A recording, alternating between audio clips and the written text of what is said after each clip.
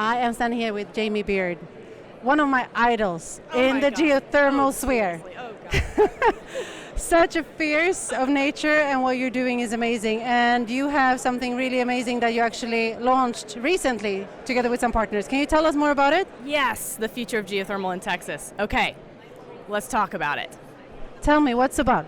2 years in the making, 5 research universities, the International Energy Agency, and 100 collaborators. So we got 26 authors total and 100 collaborators, almost all from oil and gas, got together and built a 15-chapter work on what it looks like if we really threw in for the oil and gas industry and scaled geothermal to 2050.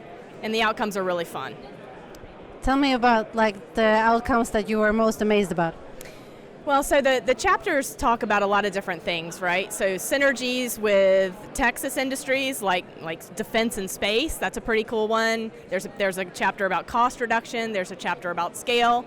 I think the talking points that really excite me about the report is what we could do in terms of cost in geothermal if we were to just transfer existing technologies from oil and gas. So take what we already have, what we already do, what we already know, and start using it in the geothermal context. And what we could do if we did that was knock 20 to 43% off the top of projects. So we're knocking substantial amounts of costs off of geothermal projects, just transferring what we already know. This is not new innovations, right?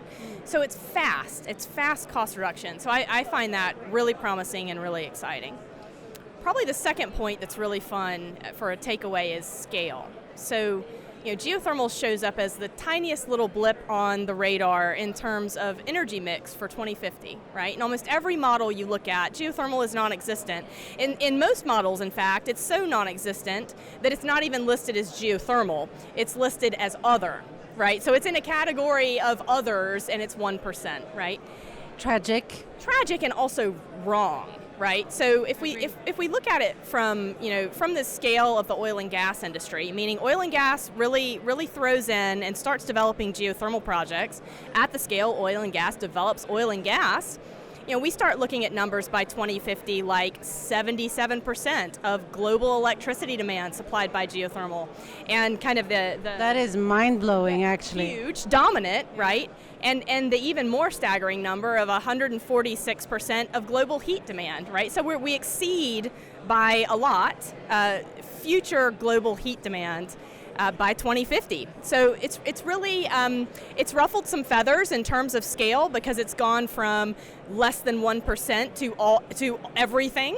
But I think that's where we need to start. I think that we need to start talking about numbers like that because the resource deserves it. I couldn't agree more on that. If you want to read it and download it and make sure that you have it with you, where do you go? Where do you find it? So it's a long website, but it's at the University of Texas at Austin Energy Institute. That's where it lives. Or you can just find me on my LinkedIn because it's posted everywhere.